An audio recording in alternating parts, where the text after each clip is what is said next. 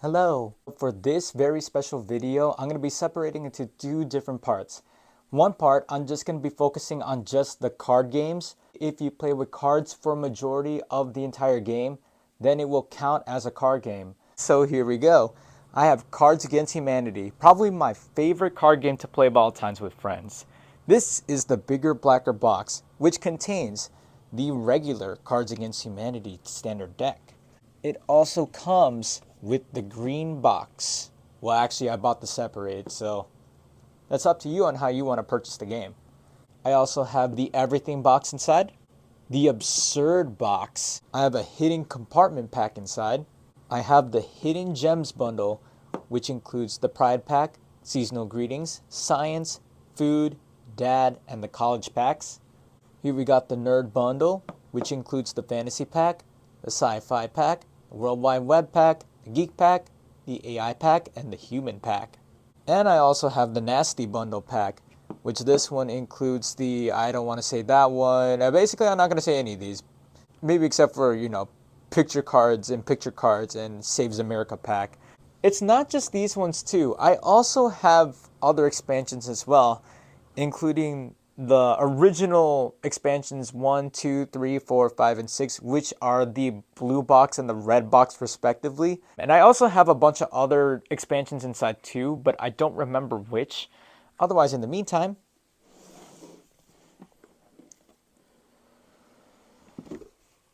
this is what it looks like from inside the box. As you can see, I have legit almost every single pack, and I have all the cards filled up here, mostly. But hopefully I'm able to expand more if I get a chance to. Otherwise, if not, I'm already satisfied with this because I have so many cards to go with.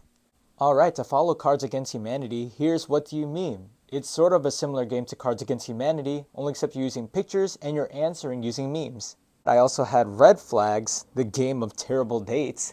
Again, similar to Cards Against Humanity, someone's going on a date and your goal is to match them on a date, only except player has a red flag in their hands and the goal is to choose a date despite the red flag. And because I enjoyed this game so much, I also have more expansions, including Dark Red Flags, Nerdy Red Flags, Fairy Tale Red Flags, Nerdier Red Flags, Sexy Red Flags, Festive Red Flags, and the Date deck. I also have Joking Hazard.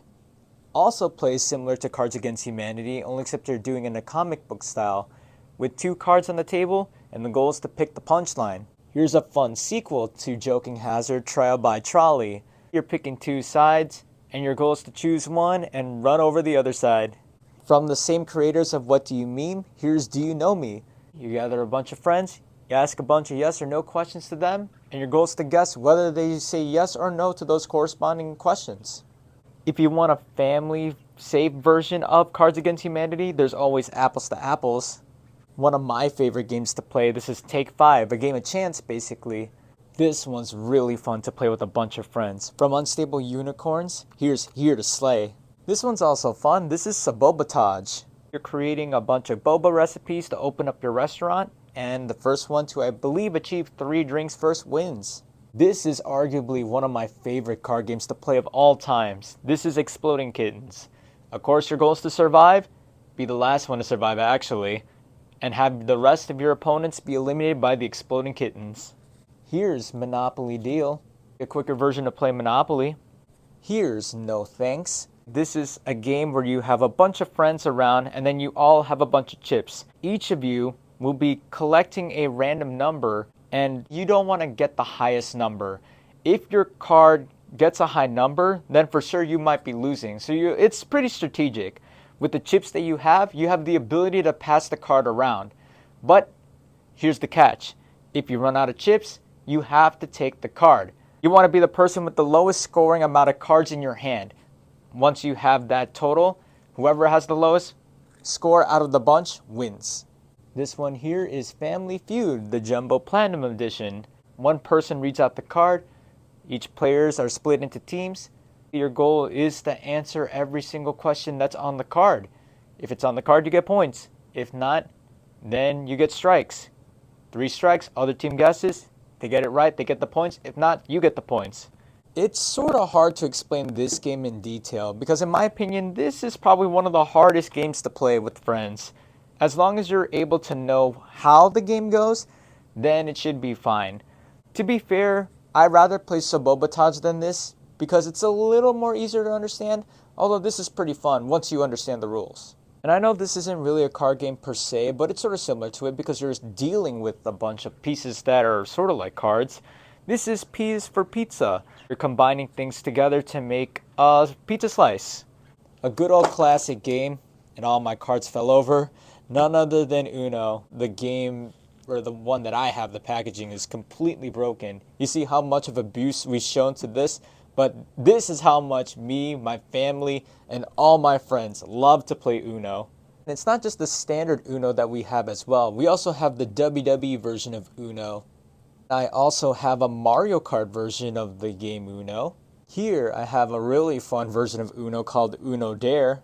Here's Uno Flip.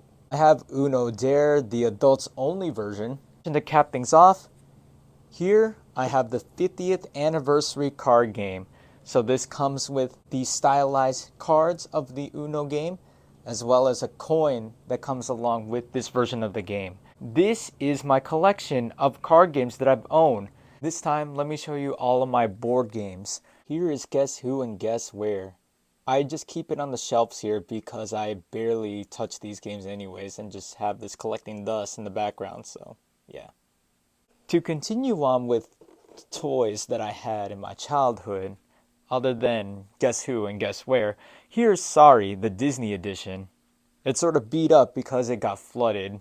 This is also a fun game to play back in the day. This is Sorry Sliders. Also got damaged by the flood. Here's a really fun one. This is Wheel of Fortune, the Disney version of it. What makes it all the more cooler is that it comes with the Mickey Mouse spinner, that it actually seems like the mini version of the wheel. Recently, I've been playing Trivial Pursuit with Caspen. This is also pretty fun. I'm pretty sure at least some people understand how to play code names, especially when you're playing against a bunch of friends.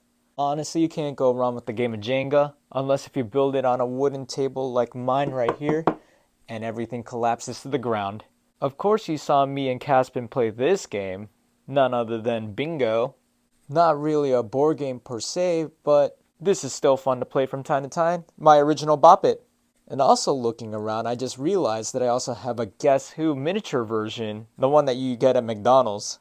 If you want to test your friends psychologically, this is also a really fun game to play. Your Worst Nightmare. Me and Caspen have been playing this lately as well. This is same but different.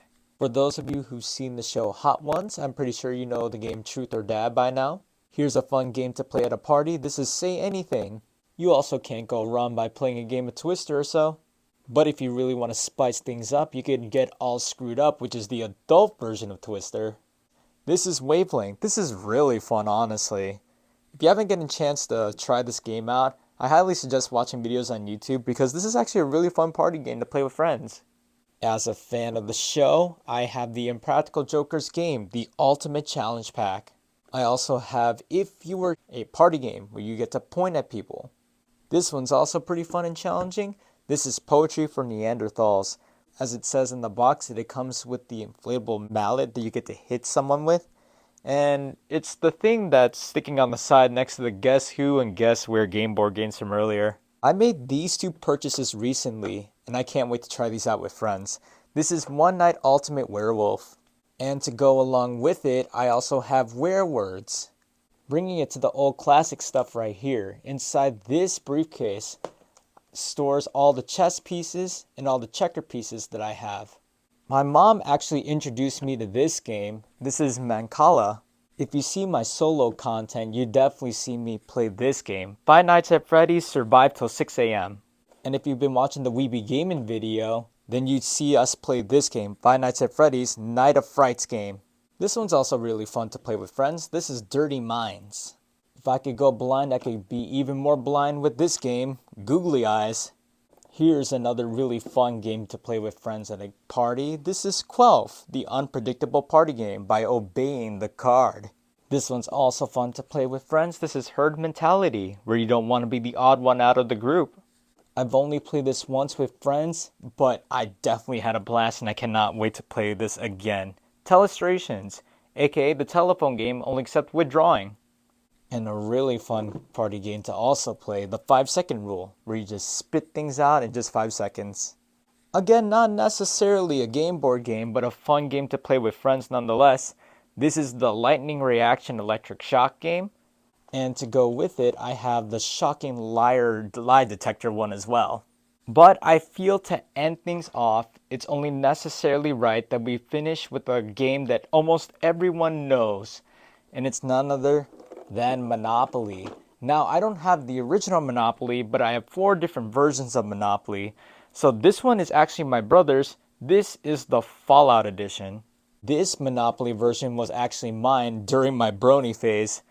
Sadly, I'm missing Applejack, but it's okay. I'm still enjoying this game every now and then. Here's My Hero Academia, which was also really fun to play with, especially when the first couple seasons were out, and me and my brother were having a blast playing this version of the game. And last but certainly not least, this is called Bloomingdaleopoly. So this is an official Monopoly game. This is just a Monopoly board game that's dedicated to the place where I grew up in. That's everything that I have in my game collection. You guys, let me know, what other game board games should I have in my collection? Thank you for joining me in this episode today, and I really appreciate you guys for staying and watching these videos. I'm gonna call it quits for today, and hopefully catch you guys next time in the newest video. Alright, bye guys. Peace.